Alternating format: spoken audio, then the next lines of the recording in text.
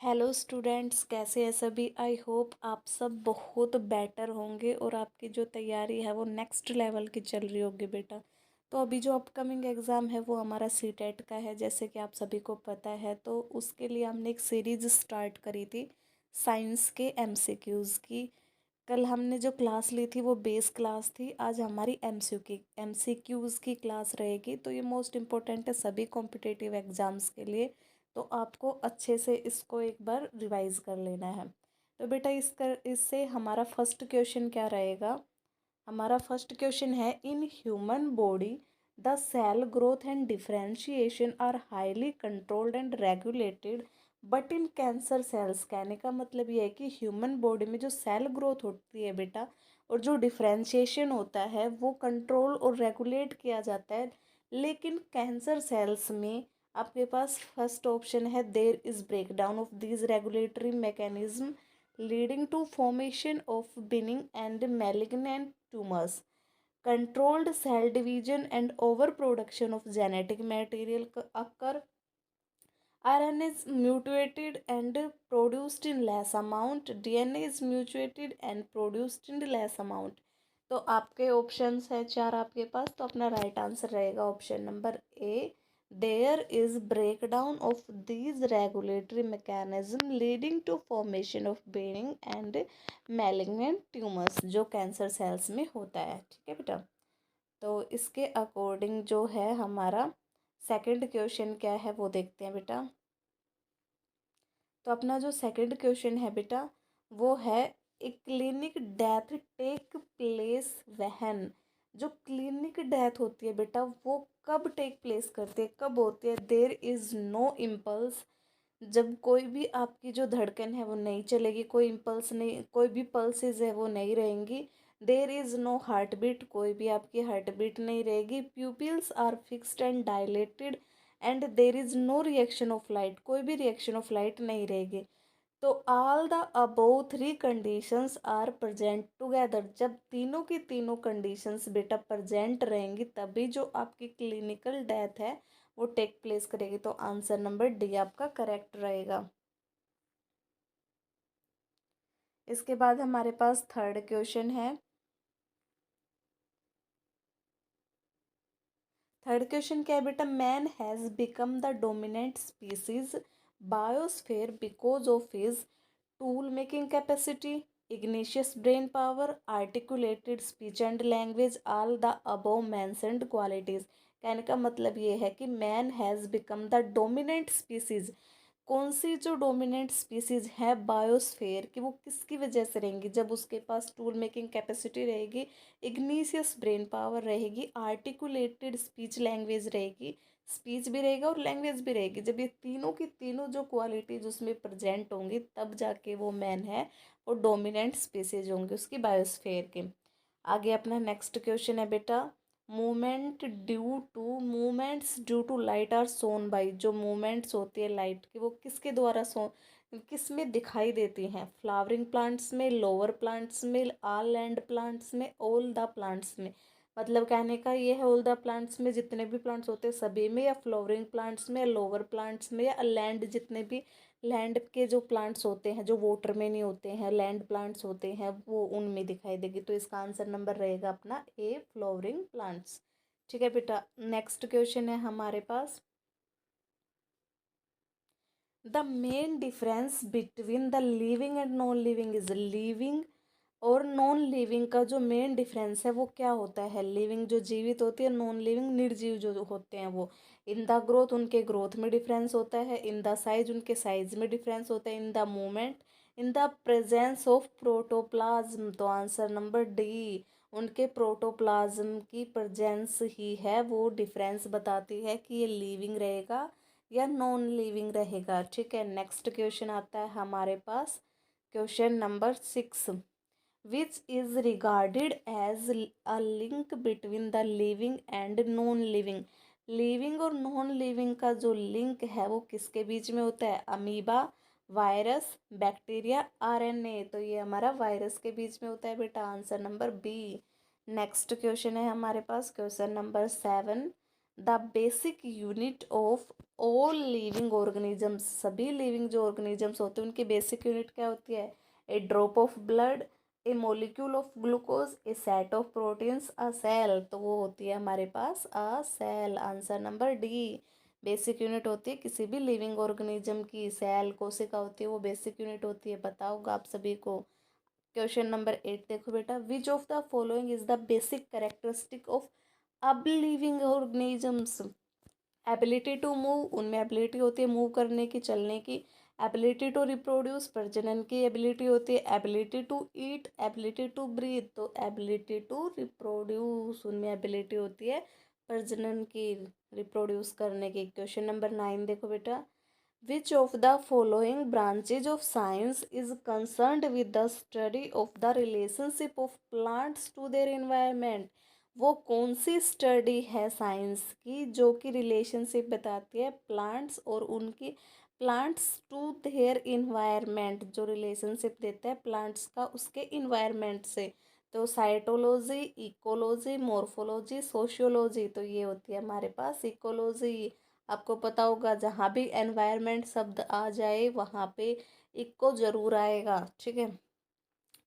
तो question number 10 देखो बेटा, bacteria do not need sunlight to grow because, bacteria को किसी भी सनलाइट की ज़रूरत नहीं होती, आपको पता है।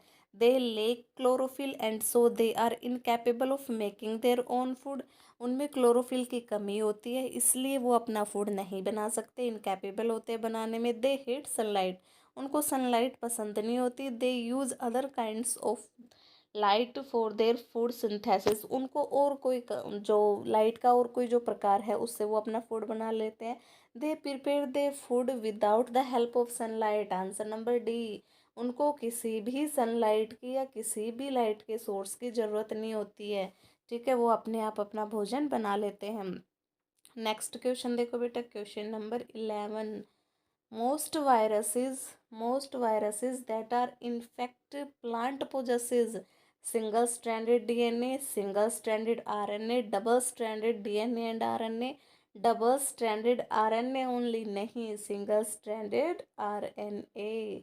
जो वायरसेस होते हैं इन्फेक्ट प्लांट उनमें क्या होता है, पजेस करता है single strand RNA। Next question देखो बेटा, question number 12, A cockroach has, a cockroach has 3 pairs of walking legs, 3 पैर होते हैं चलने वाले।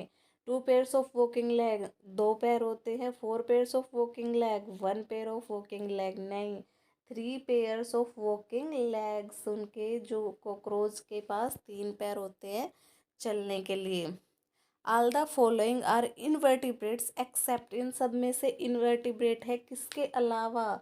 Snail, crab, prawn fish, fish के अलावा सारे के सारे इनवर्टिब्रेट्स हैं।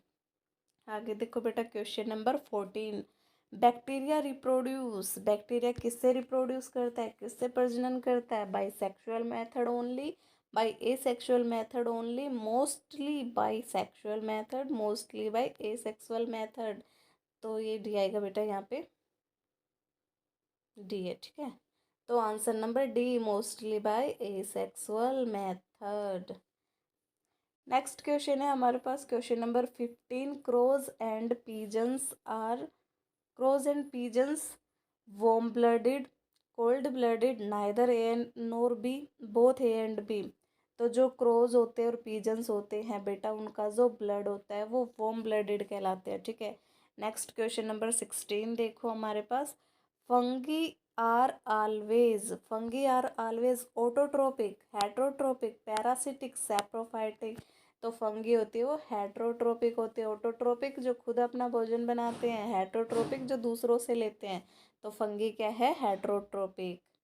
नेक्स्ट देखो हमारे पास, question number 17, lichen is considered to be a symbiotic association of two living organisms, which organisms are involved in it? 2 living organisms होते हैं, कौन कौन से होते हैं? Algae and bacteria, algae and fungi, algae and bryophytes, fungi and bryophytes. तो algae and fungi, ये जो दो इसके एसोसिएशन होते हैं, सिम्बायोटिक एसोसिएशन होते हैं 2 living organisms, algae and fungi जो कि लिचन्स होते हैं।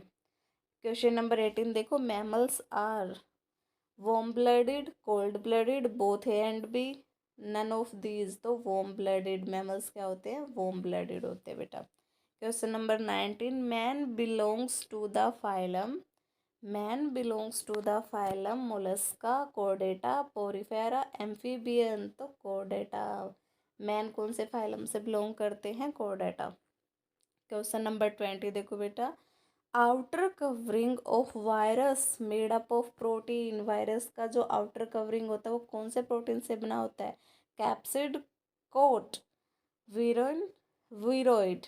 तो क्या होता है, capsid. Answer number A. Question number 21 देखो बेटा, snakes and lizards are animals that are warm blooded, cold blooded, both, none of these. तो वो स्नेक्स और लीजर्ड्स होते हैं कोल्ड ब्लडेड, मैमल्स क्या थे, वार्म ब्लडेड। क्वेश्चन नंबर 22 देखो बेटा, the virus that infects a bacterium is RB virus, viremia, bacteriophage, baclofen. तो क्या होता है, bacteriophage. Virus that infects a bacterium, bacterium को इन्फेक्ट करता है वो कौन सा वायरस होता है, बैक्टीरियम को इन्फेक्ट करने वाला बैक्टीरियोफेज, बैक्टीरियम से ही बना है।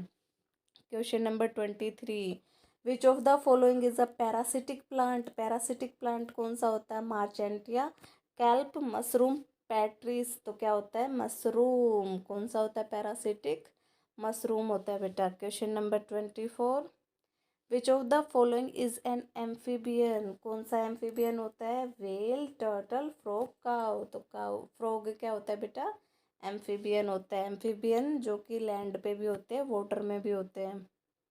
Question number 25, which of the following is not a mammal, कौन सा एक मैमल नहीं है, फिश, काऊ गोट और वेल तीनों क्या है, मैमल्स हैं, लेकिन फिश क्या है, वो एक मैमल नहीं है जो सीधे बच्चे देते हैं। ठीक है बेटा, फिश है वो अंडे देती है।